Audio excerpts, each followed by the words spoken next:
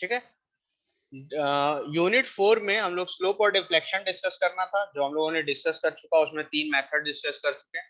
अब जो हमारा नेक्स्ट टॉपिक है यूनिट 4 का, that is column and strut. ठीक है, हम लोग का जो नेक्स्ट टॉपिक है that is column and strut. ठीक है, तो हम लोग सबसे पहले डिस्कस करते हैं कि कॉलम क्या होता है और स्ट्रट क्या होता है। सबसे बेसिक डिफिनेशंस पहले जान लेते हैं कि what is column and what is strut. तो सबसे पहले स्ट्रट समझते हैं कि स्ट्रट क्या होता है। ठीक है, स्ट्रट क्या होता है कि एक स्ट्रक्चरल मेंबर होता है। ठीक है, एक स्ट्रक्चरल मेंबर होता है जिसपे कोई भी कॉम्प्रेसिव लोड अप्लाई हो। ठीक है, एक स्ट्रक्चरल मेंबर जो कोई भी कॉम्प्रेसिव लोड को कैरी करेगा वो क्या कहलाएगा, आपका स्ट्रट कहलाएगा। ठीक है, तो ए structural member, a structural member which carries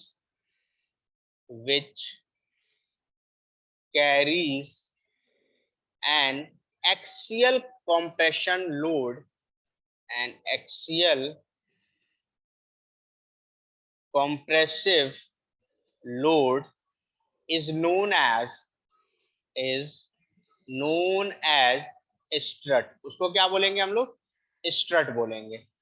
ठीक है, अब ये आता है कि कॉलम कब हम लोग कहेंगे कि स्ट्रट तो समझ गए कि कोई भी स्ट्रक्चरल मेंबर जो कॉम्प्रेसिव लोड, ठीक है, एक्सियल कॉम्प्रेसिव लोड को कैरी करेगा वो क्या कहलाएगा, स्ट्रट कहलाएगा। ठीक है, एक चीज ध्यान देना, यहाँ पे किसी भी एंगल की बात नहीं हो रही है, यहाँ पे किसी भी एंगल की बात नहीं हो रही है।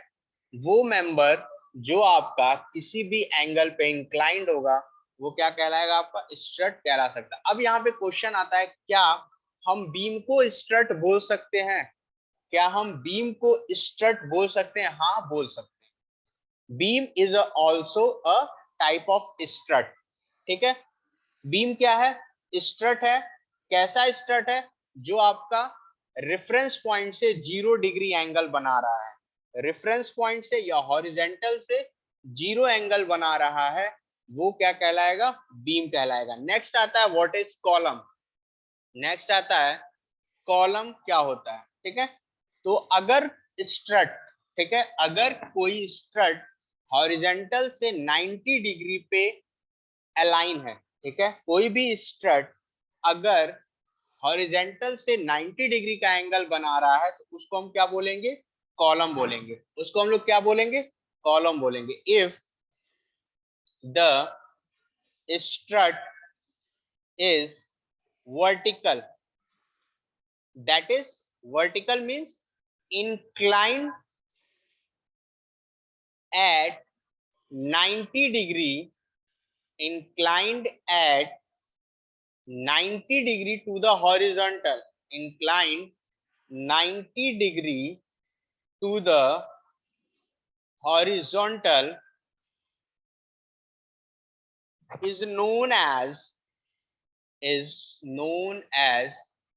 column। उसको हम लोग क्या बोलेंगे, कॉलम बोलेंगे। तो बेसिक स्ट्रट, कॉलम और बीम क्या होता है, क्लियर। स्ट्रट क्या होता है, वो मेंबर जो एक एक्सियल कॉम्प्रेसिव लोड कैरी करेगा वो क्या कहलाएगा, स्ट्रट कहलाएगा। वो किसी भी एंगल पे हो सकता है, स्ट्रट किसी भी एंगल पे इंक्लाइन हो सकता है विथ रिस्पेक्ट टू हॉरिजॉन्टल। ठीक है, नाउ ये आता है कि बीम को हम स्ट्रट बोल सकते हैं। हाँ, बीम को स्ट्रट बोल सकते हैं, लेकिन वो क्या है, स्पेशल टाइप ऑफ स्ट्रट है जो क्या है, हॉरिजॉन्टल से 0 डिग्री के एंगल पे है। ठीक है, नेक्स्ट आता है व्हाट इज कॉलम। कॉलम क्या होता है, तो कॉलम आपका वो स्ट्रट है जो हॉरिजेंटल से वर्टिकल दैट इज 90 डिग्री पे है, उस मेंबर को हम लोग क्या बोलेंगे, कॉलम बोलेंगे। क्लियर। नेक्स्ट, इस पर्टिकुलर टॉपिक में कुछ इंपॉर्टेंट डिफिनीशंस हैं, उसको हम लोग देखते हैं। ठीक है, तो next is important definitions. Important definitions. ठीक है, सबसे पहला डेफिनेशन आता है आपका, the first one is slenderness ratio. Slenderness ratio, ठीक है, स्लेंडरनेस रेशियो क्या होता है, ठीक है। तो स्लेंडरनेस रेशियो क्या होता है कि ये आपका रेशियो होता है unsupported length to the minimum radius of gyration, ठीक है। इसकी डिफिनीशन लिख लो, फिर समझाते हैं क्या होता है। It is the ratio, it is the ratio of unsupported length, unsupported length of the column, of the column to the minimum, to the minimum radius of gyration या gyration, दोनों सेम चीज है, कोई दिक्कत नहीं है उसमें, of the cross sectional ends of the column, cross sectional ends of the column, ठीक है। फर्स्ट हो गया that is, and it is denoted by lambda, इसको लैम्डा से हम लोग डिनोट करते हैं, ठीक है। अब नेक्स्ट दो चीजें आ रही हैं कि आपका अनसपोर्टेड लेंथ क्या है। दो टर्म्स है हमारे पास, पहला है unsupported length of column and the next is radius of gyration, ठीक है। दो चीजें हम लोग समझते हैं कि अनसपोर्टेड लेंथ क्या होता है और रेडियस ऑफ जाइरेशन क्या होता है, ठीक है। तो फर्स्ट जो टर्म है that is unsupported length. Unsupported length क्या होता है, जो कॉलम है वो क्या होगा, सपोर्टेड होगा, ठीक है। वो फिक्स सपोर्ट होगा, रोलर होगा, हिंज होगा, कुछ भी हो सकता है। उन दो सपोर्ट्स के बीच में जो लेंथ आएगी, ठीक है, जैसे ये कोई कॉलम है, ठीक है, सपोज ये फिक्स्ड है, ठीक है, ये फिक्स्ड है, ठीक है। तो दो डिस्टेंस होता है, एक डिस्टेंस ये होता है यहां से लेके यहां तक की जो आपकी लेंथ है, ये जो L है इसको हम लोग बोलेंगे अनसपोर्टेड लेंथ। ये क्या होगा, आपका अनसपोर्टेड लेंथ होगा, ठीक है। एक तरीके से क्या कह सकते हो, लेंथ विदाउट सपोर्ट, क्या कह सकते हो, लेंथ विदाउट सपोर्ट या विदाउट, ठीक है, क्या कह सकते हो, लेंथ विदाउट सपोर्ट। नाउ ये आपका जो, अगर हम क्या करते हैं नेक्स्ट, सपोर्ट को भी इंक्लूड कर लेते हैं, सपोर्ट को भी इंक्लूड करते हैं, तो ये हमारा हो जाता है एंटायर स्पैन लेंथ, ठीक है, एंटायर स्पैन लेंथ या overall length of the column और overall length of the column, ठीक है। अगर हम सपोर्ट को कंसीडर करके जो लेंथ निकालते हैं वो आपका स्पैन लेंथ हो जाता है, या फिर फाइनल या overall length of the column हम लोग करते हैं, ठीक है। तो अनसपोर्टेड लेंथ समझ में आ गया, दो सपोर्ट्स के बीच में जो कॉलम की डिस्टेंस होगी या जो लेंथ होगा वो क्या होगा, आपका अनसपोर्टेड लेंथ होगा। नेक्स्ट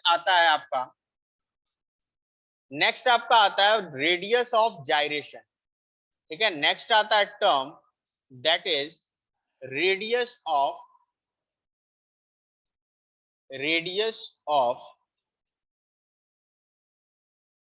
जाइरेशन और गायरेशन, ठीक है। देखो होता क्या है कि अगर कोई एक बॉडी है हमारे पास, ठीक है, कोई एक बॉडी है, इसका अगर मोमेंट ऑफ इनर्शिया क्या है, आई है, कोई एक बॉडी है, इसका मोमेंट ऑफ इनर्शिया क्या है, आई है, और हमारे पास कोई एक सर्कुलर बॉडी है, हमारे पास क्या है, एक सर्कुलर बॉडी है, और ये जो मास है या ये जो बॉडी है इसकी जो मास है, अगर वो इस पर्टिकुलर सर्कल के आउटर सरफेस पे इक्वली डिस्ट्रीब्यूट है, ठीक है, क्या है, ध्यान से सुनना, कोई एक बॉडी है, ठीक है, कोई एक बॉडी है, उसका मोमेंट ऑफ इनर्शिया है कुछ, ठीक है।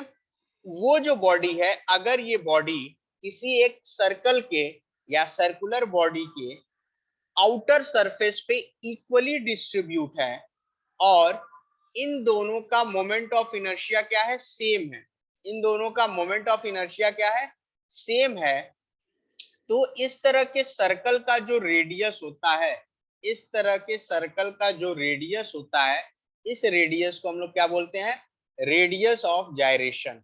इस तरह के सर्कल के रेडियस को क्या बोलते हैं, रेडियस ऑफ जाइरेशन, ठीक है। डिफिनीशन क्या है ये ध्यान लिख लो। The radial distance, the radial distance to a point, the radial distance to a point which would have, which would have a moment of inertia, a moment of inertia same as the body's actual distribution of mass, body's actual distribution of mass, if the total mass of the body were concentrated, if the total mass of the body were concentrated on the outer surface, on the outer surface of the circular body or section। ठीक है, clear हो गया। तो एक बार और ध्यान दे दो कि कोई एक बॉडी है जिसका एक पर्टिकुलरली मोमेंट ऑफ इनर्शिया है। अगर उस बॉडी को, ठीक है, उस पूरे बॉडी को हम किसी एक सर्कुलर सेक्शन या बॉडी के आउटर बॉडी पे, ठीक है, आउटर सरफेस पे पूरे मास को इक्वली डिस्ट्रीब्यूट करते हैं, तो जो सर्कल बनता है उसका जो रेडियल डिस्टेंस होता है किसी भी पॉइंट पे या किसी भी पर्टिकुलर पॉइंट आउटर सरफेस पे, वो क्या कहलाता है, वो रेडियल डिस्टेंस कहलाता है हमारा रेडियस ऑफ जायरेशन। ठीक है, वो क्या कहलाएगा हमारा रेडियस ऑफ जायरेशन। अब आता है व्हाट इज सिलेंडरनेस रेशियो। तो सिलेंडरनेस रेशियो क्या होता है, unsupported length upon minimum radius of gyration. ठीक है, तो ये कह सकते हो अनसपोर्टेड, ठीक है, unsupported length upon minimum radius of gyration. ठीक है, अब आगे अभी बताएंगे कि जो अनसपोर्टेड लेंथ होता है, ठीक है, unsupported length after the application of load. ठीक है, अगर हम उस पर्टिकुलर बॉडी पे कोई भी अगर लोड प्रोवाइड करते हैं तो जो अनसपोर्टेड लेंथ होता है वो आपका एल इफेक्टिव के इक्वल होता है, जो इफेक्टिव लेंथ होता है उसके इक्वल होता है, और आर मिन आपका हो जाता है मिनिमम रेडियस ऑफ जायरेशन। ठीक है, तो आपका जो स्लेंडरनेस रेशियो का फॉर्मूला बनता है वो क्या होता है, एल इफेक्टिव अपॉन आर मिन।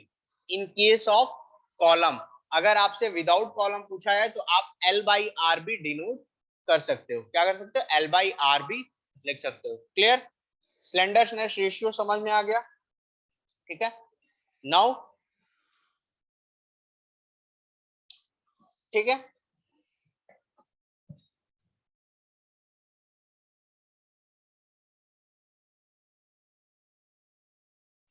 सेकेंड डिफिनेशन है आपकी बकलिंग लोड। सेकेंड डिफिनेशन है आपकी बकलिंग लोड। बकलिंग लोड क्या होता है, तो ठीक है, बकलिंग लोड क्या होता है कि जो मिनिमम लिमिटिंग या मैक्सिमम लिमिटिंग लोड, ठीक है, वो मैक्सिमम लोड जिसपे आपका जो कॉलम है उसमें कुछ ना कुछ डिस्प्लेसमेंट आने लगे। ठीक है, जब हम लोग कॉलम की प्रैक्टिकल किए थे, ठीक है, डिफरेंट एंड कंडीशन के प्रैक्टिकल किए थे, तो उसमें तुम लोग देख रहे थे कि जब लोड प्रोवाइड कर रहे थे तो उस कॉलम में क्या होता था, डिफ्लेक्शन कर्व आता था। वो क्या होता है, आपका बकलिंग होता है। वो प्रोसेस क्या कहलाता है, बकलिंग कहलाता है। तो जितने लोड पे आपका कॉलम बकल कर जाता था वो लोड क्या कहलाता था, बकलिंग लोड। और इसको हम लोग कहीं कहीं पे क्रिपलिंग लोड भी बोलते हैं। ठीक है, इसको क्या बोलते हैं, क्रिपलिंग लोड भी बोलते हैं। तो डिफिनीशन इसकी हो जाएगी the maximum load, the maximum load at which the column tends to have lateral displacement, tend to have lateral displacement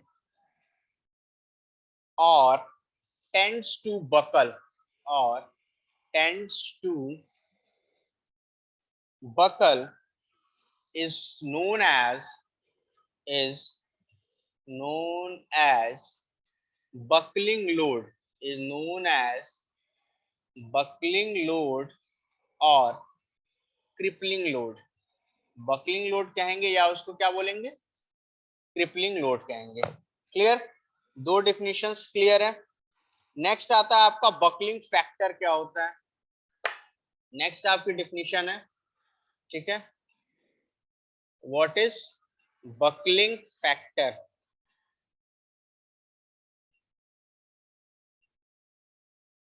ठीक है, तो बकलिंग फैक्टर क्या होता है, रेशियो होता है equivalent length of the column to the minimum radius of gyration. ठीक है, कॉलम के केस में आपका बकलिंग फैक्टर और स्लेंडरनेस रेशियो इक्वल होता है.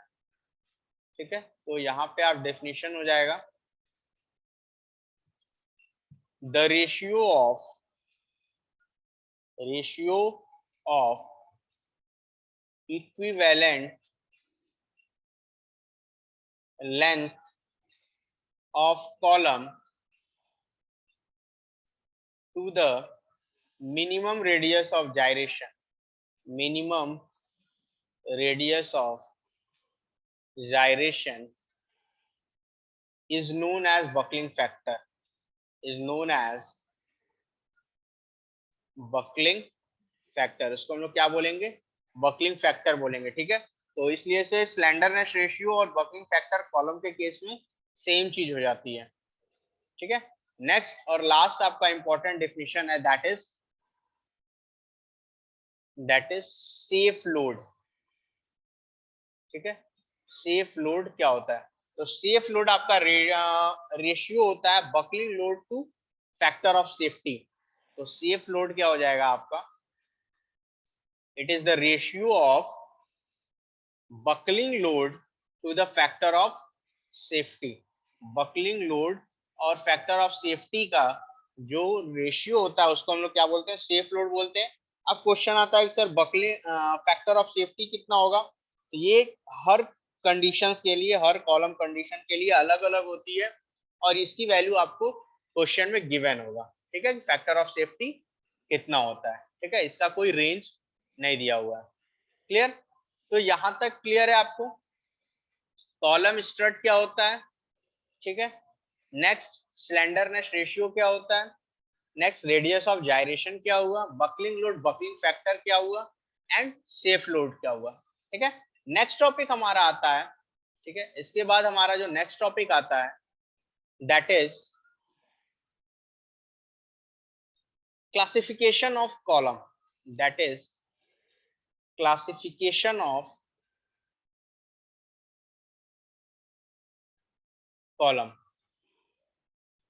कॉलम को कैसे क्लासिफाई करते हैं. ठीक है, तो देखो दो चीजें हैं, दो पर्टिकुलरली प्रोसेस है हमारे कॉलम को क्या करने के लिए, क्लासिफाई करने के लिए. पहला क्या है, उसके लेंथ को डायामीटर से कंपेयर करते हैं. फर्स्ट कंडीशन क्या है, लेंथ को डाया से कंपेयर करते हैं. सेकंड स्लेंडरनेस रेशियो के टर्म्स में हम लोग क्या कर सकते हैं, कॉलम को क्लासिफाई कर सकते हैं. ठीक है, तो सबसे पहला जो आपका टाइप है that is short column, that is short column. ठीक है, शॉर्ट कॉलम कौन सा कॉलम होता है, जिसकी लेंथ, ठीक है, जिसकी लेंथ 8 टाइम्स ऑफ डाया से कम है. ठीक है, अगर कोई एल लेंथ है, उसकी कॉलम है, उसका लेंथ अगर डाया के 8 टाइम्स से कम है, ठीक है, 8 टाइम्स ऑफ द डाया से क्या है, लेंथ कम है, उस तरह के कॉलम को क्या बोलेंगे, शॉर्ट कॉलम बोलेंगे. या फिर स्लेंडरनेस रेशियो के फॉर्म में, स्लेंडरनेस रेशियो जो होना चाहिए वो क्या होना चाहिए शॉर्ट कॉलम के लिए, लेस देन 32 होना चाहिए. ठीक है, क्या होना चाहिए, लेस देन 32 होना चाहिए. तो इसके जो दो कंडीशंस हैं वो क्या क्या है, इसको नोट कर लो. फर्स्ट कंडीशन क्या है, column which have columns which have length less than 8 times of their diameter. ठीक है, first condition. Second condition, that is column which have slenderness ratio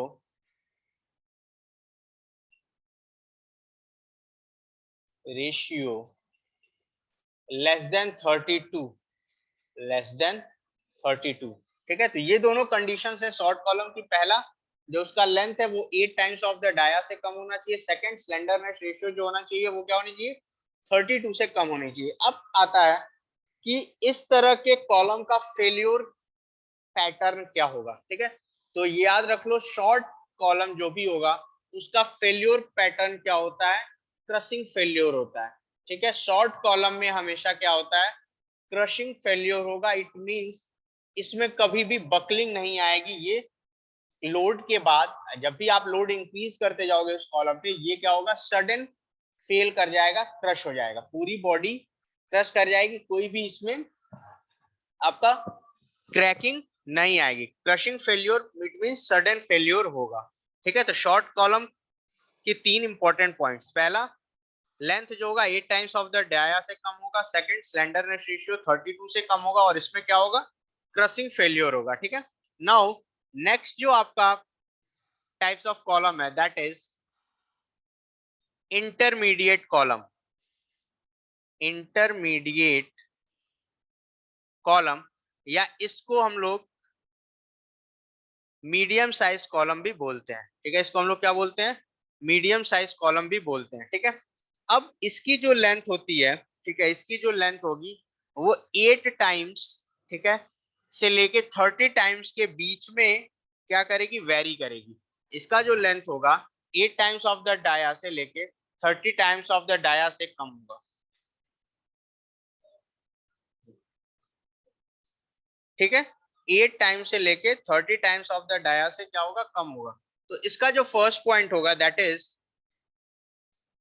columns which have columns which have their length varying from 8 times their dia to 30 times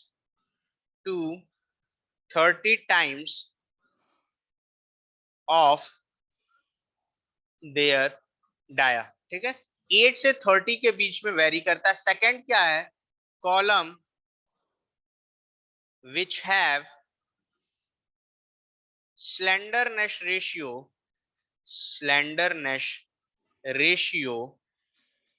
lying between 32 to 120. 32 to 120, lying between 32 to 120. पर 32 से 120 के बीच में जो भी आपके slenderness ratio आएंगे उस तरह के कॉलम को हम लोग क्या बोलते हैं, आपका इंटरमीडिएट कॉलम बोलते हैं. नेक्स्ट आता है लास्ट, कि फेल्योर कंडीशन क्या होगी. तो इसका फेल्योर कंडीशन आपका बकलिंग और क्रशिंग दोनों होगा. इसका जो फेल्योर कंडीशन होगा वो क्या होगा, या फेल्योर पैटर्न होगा, वो due to buckling and crushing दोनों होगा. Buckling and crushing failure. ठीक है, बकलिंग और क्रशिंग दोनों की वजह से होगा. That is the intermediate column. Last आता है आपका, दैट इज लॉन्ग कॉलम. ठीक है, दैट इज लॉन्ग कॉलम. ठीक है, तो लॉन्ग कॉलम आपका क्या होता है, जिसका लेंथ आपके डाया के 30 टाइम्स से ज्यादा हो. ठीक है, तो फर्स्ट कंडीशन क्या आती है आपकी, फर्स्ट कंडीशन क्या आती है, column having their length more than 30 times of their dia first condition. Second condition क्या है? Column having slenderness ratio more than 120, slenderness ratio more than 120। ठीक है, ठीक है, दो कंडीशन होगी। पहला कि जिसका लेंथ आपका 30 टाइम्स ऑफ डाया से ज्यादा हो। सेकंड, स्लेंडरनेस रेशियो क्या हो? 120 से ज्यादा हो। ठीक है, अब आता है what is the failure condition in long column. तो लॉन्ग कॉलम में जो फेल्योर होता है वो ड्यू टू बकलिंग होता है। सिर्फ बकलिंग की वजह से आपका फेल्योर होगा लॉन्ग कॉलम में। Clear? Classification of column clear हो गया, समझ में आ गया? ठीक है, तो अब ठीक है, तो एक बार यहां से आप लोग क्या करो, स्टार्टिंग से इसको देख लो और इसकी स्क्रीनशॉट भी लेते चलो। ठीक है, फर्स्ट हम लोगों ने पढ़ा कॉलम स्ट्रट क्या होता है। ठीक है, स्ट्रट क्या है? एक स्ट्रक्चर मेंबर जो आपका एक्सियल कंप्रेसिव लोड कैरी करे उसको क्या बोलेंगे? स्ट्रट बोलेंगे। कॉलम क्या होता है? जिसमें इस वो स्ट्रट जो आपका इंक्लाइंड होगा 90 डिग्री टू द हॉरिजॉन्टल।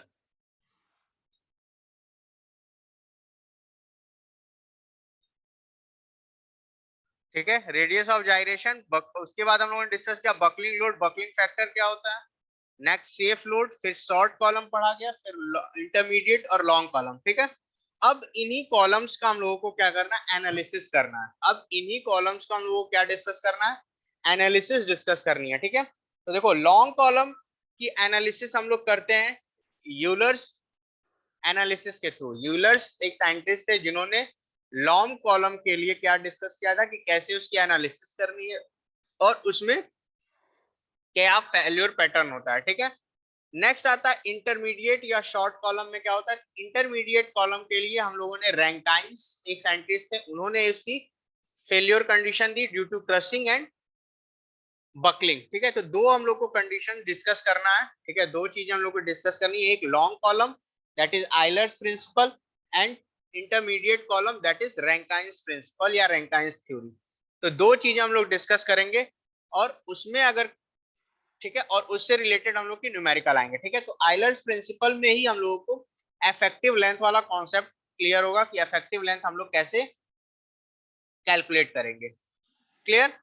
तो आज इतना ही रहने देते हैं, नेक्स्ट लेक्चर में हम लोग फिर डिस्कस करेंगे आइलर्स थ्योरी। ठीक है।